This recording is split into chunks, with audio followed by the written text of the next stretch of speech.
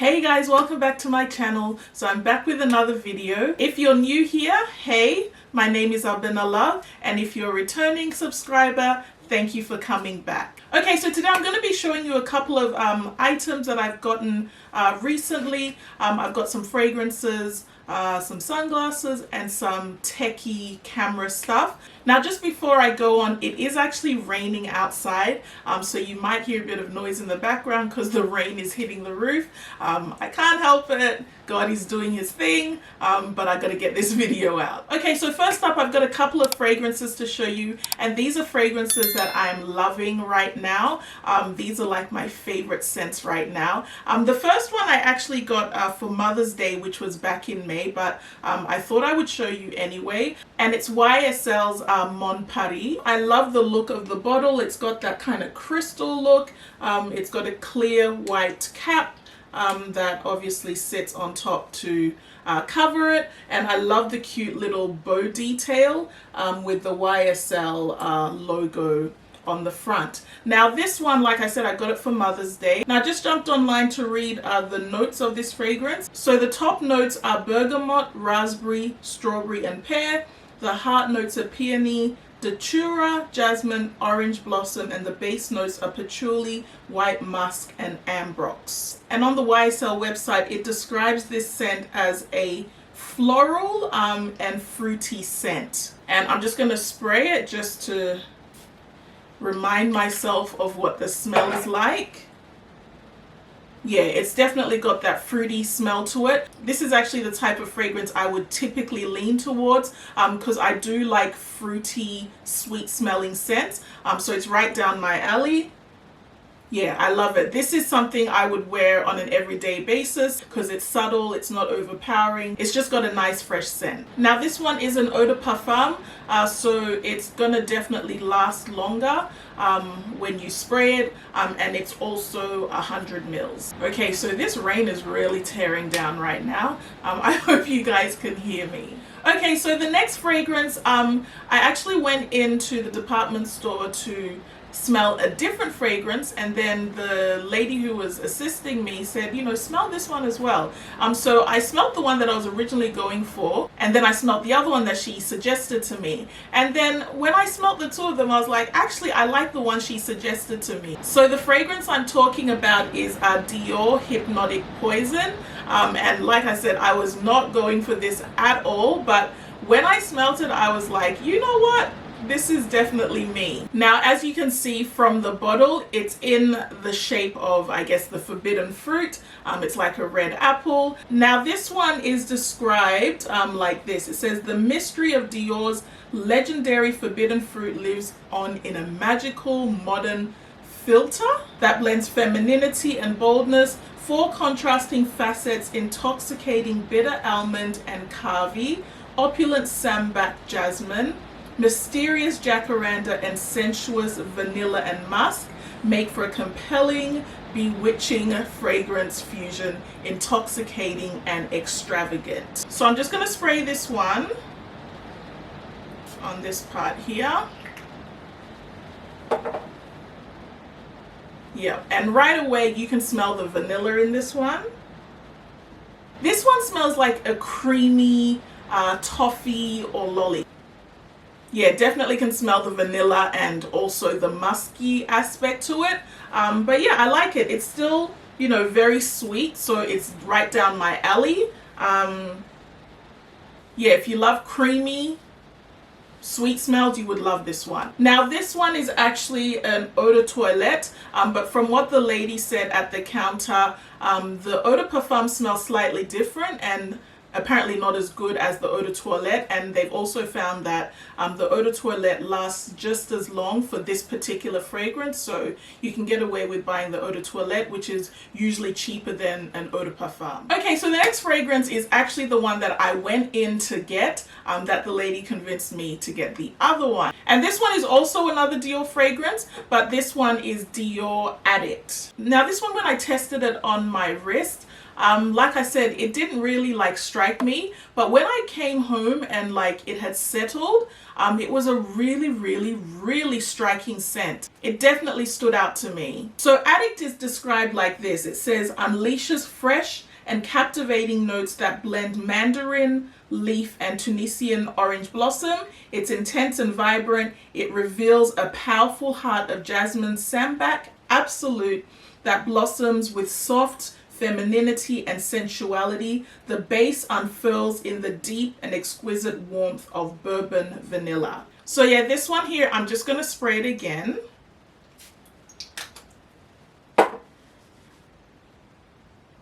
Yeah, so this one straight away, it's just so different. Like, it's unlike anything that I own. This is not a scent I would typically go for because like I said, I like my fruity and kind of fresh scents. This one just smells so intriguing. It's one of those fragrances that if someone has it on and they walk past, it would stop you in your tracks and you'd wonder, you know, what is it that they're wearing? Because it's such a striking smell. It's definitely musky.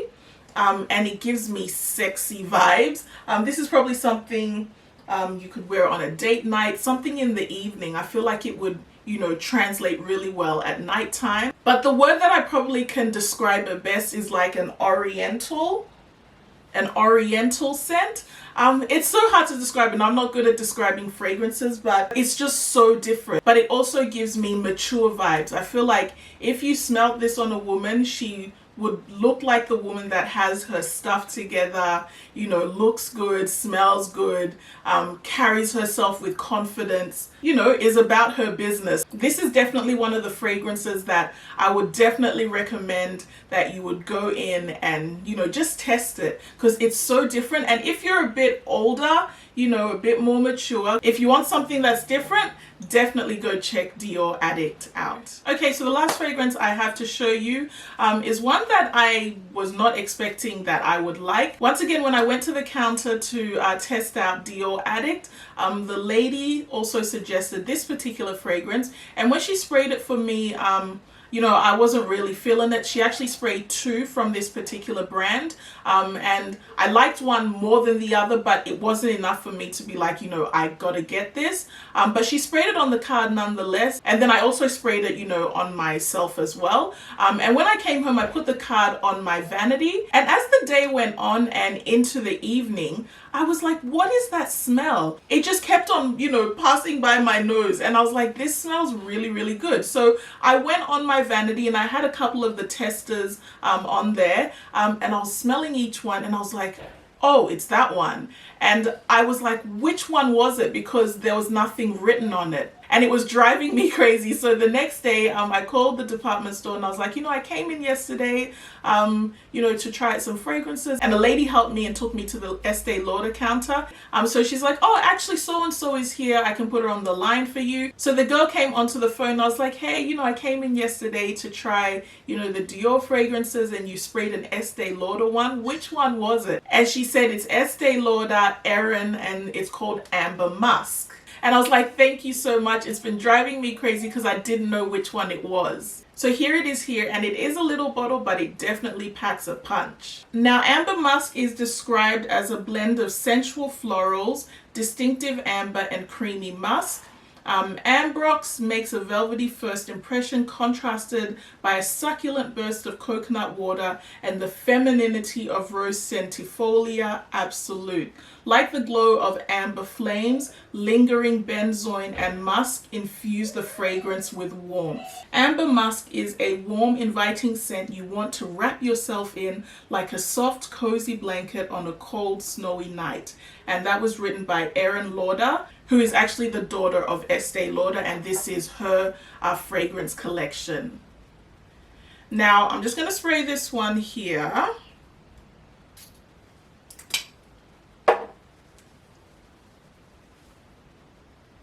It smells so good. Now this one, you can smell the musk in it, but it's also got that fresh floral scent. So you can get away with wearing this as an everyday fragrance because although it's got the muskiness to it, it's not like overpowering. It's not too intimidating because of the florals that are in there as well. So yeah, this could definitely be an everyday scent. I would describe it as a really pretty fragrance. Okay, so next up, this is a foundation that I've been wanting to try for ages, and it's the Estee Lauder Double Wear Stay in Place Makeup. Now, I've been wanting to try this one because I've heard that it's really good if you have oily skin, which I do have, but I wasn't sure of the color that I was going to get. You know, watching reviews sometimes on YouTube is hard because, you know, people have different undertones, even if they may look like they're a similar complexion to you, so it makes it difficult. But I was able to get this on the Sephora website, and I was able to match my color by using, you know, the Fenty Beauty foundation that I wear, and it, you know, worked it all out to see what would be the best color match for me. So yeah, I'm happy that I was able to get it. I'm looking at doing like a try on or first impressions video soon. So yeah, if you're interested in that, let me know in the comments section, and also, you know, give this video a thumbs up. Okay, so next up is some shades, and these ones are from Tom Ford, and I love myself oversized big square frame sunglasses. So this one definitely fits the bill.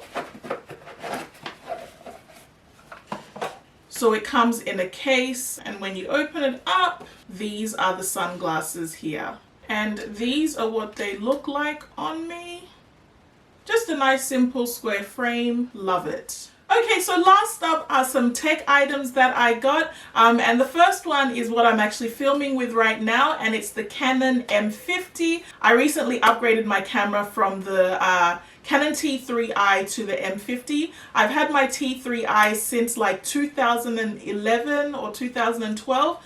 Super long time, but it has served me well. So when I was doing the research, I was thinking of getting the Canon 80D, but the price was probably like $700 more than this one. And when I was watching the reviews, honestly, the specs and the quality of the videos that the 80D shoots and what this camera shoots, they were pretty much, you know, kind of the same. The major difference is the 80D is a DSLR and the M50 is part of the Canon mirrorless range of cameras. So yeah, that's the main difference. But honestly, the quality of this camera for both pictures and for shooting videos is perfect. I've been using it to take pictures for my Instagram. So yeah, I'm loving it. Like I said, I love the filming quality as well. So if you're, you know, in the market for a new camera, if you're someone who records videos or likes taking pictures, I would definitely recommend this one. And I actually sold my T3i, and also I had a Sony A5100, which I was using as my vlogging camera for a while, and I hadn't been using it recently, so I sold those two cameras and then added a little bit more and got this one. And this one is great because it's a smaller body, so it's not big and bulky, it's not heavy, and you can also use it for vlogging as well. So it doubles up as a vlogging camera and a normal filming camera, so I love it. Now the lens of this particular camera is the EFM lens, I think. I'm not very good with all the, you know, jargon when it comes to cameras and that kind of stuff. I don't know a lot. I just know, you know, it works. I press record, I film a video. So yeah, but I believe this one is the EFM lens. So it is smaller than your standard kit lens that will come with your DSLR cameras. So on the T3i, the kit lens was a lot bigger than this. This one is a lot smaller. So this leads me into the next item that I purchased for the camera, and it's called the Viltrox Speed Booster. So basically, I'm filming right now, obviously not with the kit lens. I'm filming with my 50mm camera lens. Because the lens of this M50 is smaller, the 50mm lens, I believe is an EF lens, I think is what it's called. So it is a bigger lens. So it won't fit just directly onto this camera, so I had to get an adapter which I mount onto the camera, and then I can put the 50mm onto it. So that's what the Speed Booster is. I watched some reviews to see what to get, and I know Canon has an adapter, but from the reviews the Speed Booster seemed to be a lot more popular, so that's the one that I ended up getting, and it's perfect. I can mount my 50mm on it and I can get great shots with it, and I can also film with it as well. Now this lens here I use mainly when I film my haul videos, because you can can adjust the zoom on this one and make the shot wider. So if I need a full body shot, you know, when I'm showing an outfit, this is the one I use. Whereas the 50mm, you can't adjust it. So if I was to film a whole video with this one, it would only capture a certain part of the outfit. So yeah, this definitely still serves a purpose, but for just sitting down and chatting with you guys, I use the 50mm. Now the other thing that I love about this camera is that it's got the autofocus. My T3i didn't have the autofocus, so if I was filming a video and I was slightly out of focus, the whole video would be out of focus. Because what would happen is, you know, before I start filming, I'd have to, you know, get in position, set it, make sure I'm in focus and start filming. But I have had occasions where, like I said, I filmed and I've been totally out of focus and it's so frustrating. This one, whenever I move, the camera will focus on me. So it's good for when you're showing, you know, a product. If I move it in, it focuses. If I move it out, it focuses. So for that reason, it is great, because when you're filming videos, the last thing you want is to be out of focus. And then I also got a remote for the camera. This one is called the Addict remote, and it's for Canon. So this remote allows me to sit here and hit record without having to get up, whereas previously with my other camera, I'd have to get up and press record, sit down, and sometimes that would cause, you know, me to be out of focus. So this allows me to sit here, press record. I can also take pictures as well. Yeah, it's a really nifty little remote. You can autofocus as well on this. You can set a timer, so when you're taking pictures, it delays before taking the picture. So this is really neat to have. Okay, so the last item I'm also using right now as I'm filming, and it's the newer ring light. So yes, I finally have a ring light as well. All these years I've been filming with natural daylight, but you know, the weather changes. It can be sunny, it can be overcast, so the lighting is not consistent. And some days I can't film because it's just too overcast. So that's where the ring light has come in super handy. Like today, it is raining, it is pouring down rain. The sun isn't really shining, but having the ring light, I'm illuminated, you can see me very clearly, I'm nice and bright on the screen. So I'm definitely happy I finally invested in a ring light. I don't know why I didn't get one all these years, but hey, I have it now. And I like this one because the stand that is attached, you can just pop the camera onto it, so it's all together, so I can literally pick up the ring light and the camera's attached and off I go. And it was super easy to set up. I just typed it in on YouTube and someone had a tutorial, and it literally took me like 15-20 minutes to set it up.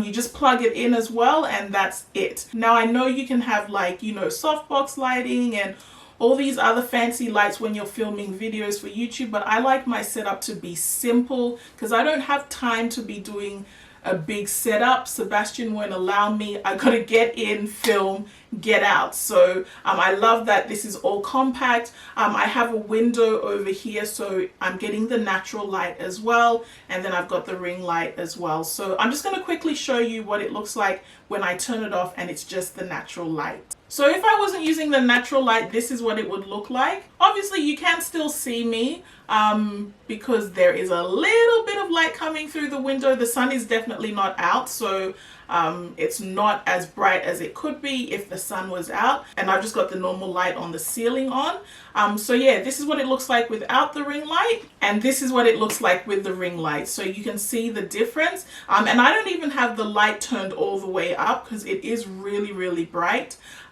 Yeah, so I don't have it all the way up, but it's still giving me enough light, more than enough light. Okay guys, so that's it. I hope you enjoyed this video and it wasn't too long. If you did, definitely give me a thumbs up. I will leave all the links to everything that I got in the description box. You know, definitely check them out if you're interested in any of them. Guys, the YouTube algorithm is all over the place, so smaller channels like myself, we are struggling also. I would really appreciate if you guys, you know, subscribe and hit that notification bell, and hopefully they're giving you the notification that I've posted a new video, because apparently there are some people who aren't getting those notifications. So yeah, if you're not, maybe just check it again in case YouTube has unpressed the bell for you. But yeah, thank you guys once again for watching, and I will see you in my next video. Bye.